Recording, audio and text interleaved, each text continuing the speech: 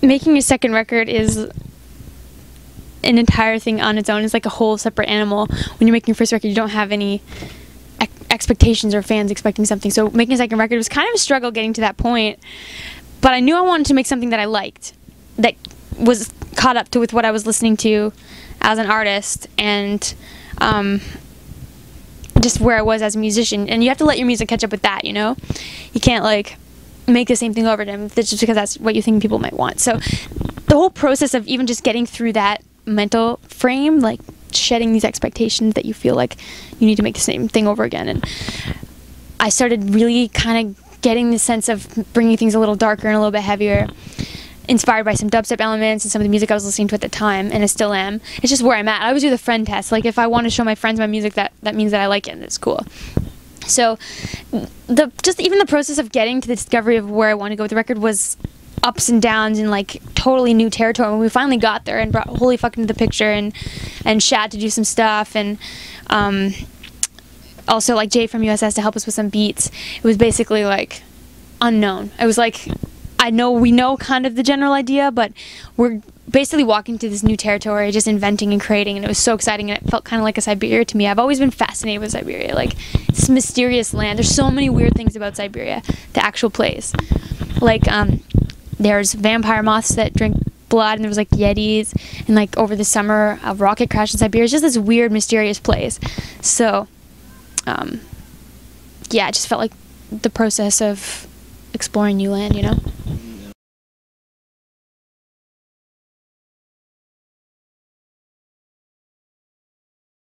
We did the release party on the Monday night, and then the record came out basically that midnight. And my dad actually flew in, and I remember that night I had to wake up at 5 the next morning to like do a busy day of release day stuff, you know? And I couldn't sleep at all because I was so excited watching it move up, you know? And then just watching it the whole week. It was crazy. It's exciting.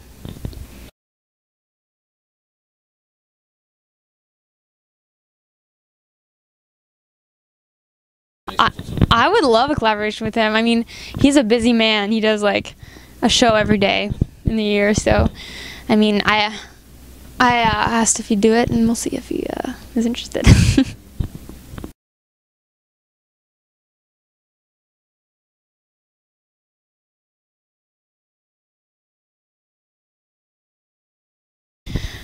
It's just been, through the course of my career, it's been a process of little things that just keep helping you out, you know? It started with social media and MySpace and all that stuff, and just, I suppose the biggest first thing I ever did was MySpace, create a page for that. Oh, those were the days. And then just not too long after that, after about a year, in 2007, Old Navy found my stuff and put it in their commercials, so that was another little thing. And, you know, the song get placed here and there, people find it, word of mouth. I've taken pride in that I haven't done anything excessively for that reason. Me and my manager, we work really closely together. We've been working together for almost 10 years, and we're on this kind of mind frame that you check your decision and check your position on making, when you decide to do something, is it for the integrity of the music, or is it for money, or is it for fame? Well, those are the wrong reasons, you know? So everything we've decided to do is based on, will this be presenting the music in the right way? So it's been a bunch of little things along the way that seem to be working, you know, in the right form, you know?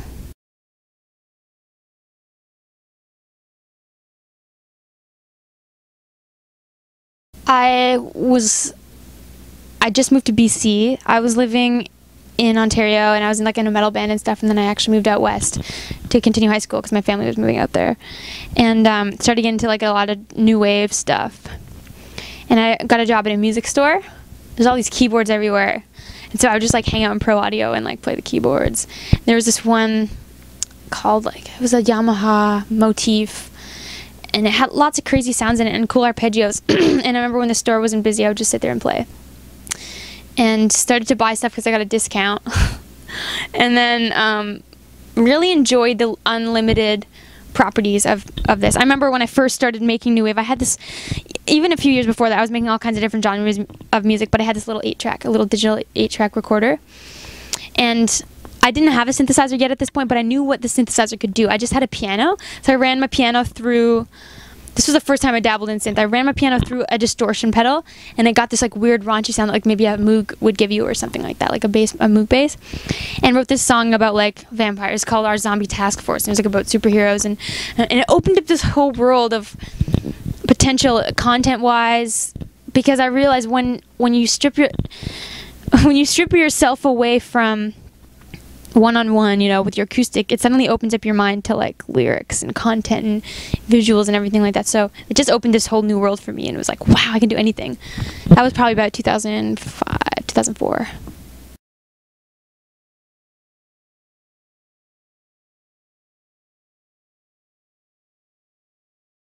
Acoustic's always going to be part of it. I'll never be an acoustic artist. It's not my genre. I do electro, but I was a songwriter before I was ever even a good musician or a singer, really. So, I mean, it all comes with the parcel, but songwriting was the focus, and I got signed as a songwriter when I was like 15. So it became the most crucial part of music, and that's what this industry is founded on, is good songs. So the acoustic allows that to shine, that aspect, because I do put a lot of effort into the songs themselves, allowing them to be stripped down and just played on their own, and there's still something there, you know? So that's just a part of it that's always going to be inevitable, but I'm not ever going to be like, I'm acoustic now.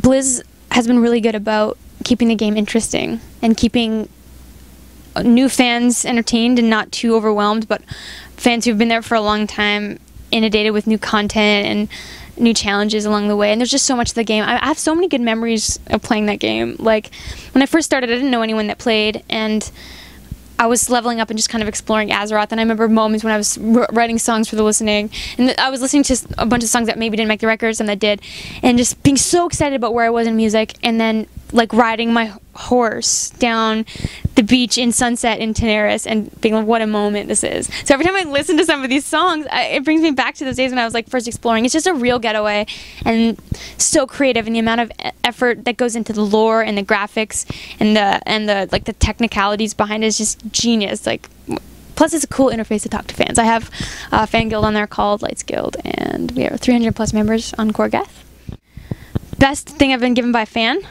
I've been given some pretty insane things. I mean, it comes in different forms. Somebody sent my name out to like a Mars rover where you could put your name out in space, which was really cool. But then last tour, a bunch of fans worked on this amazing project where they give me a key in every city, and by the end of the tour, I had all these like so many keys that only one of them went to this specific box, which had letters and everything in it. It's just things like that that are really special, and people seem to be really creative, like giving me art and everything like that.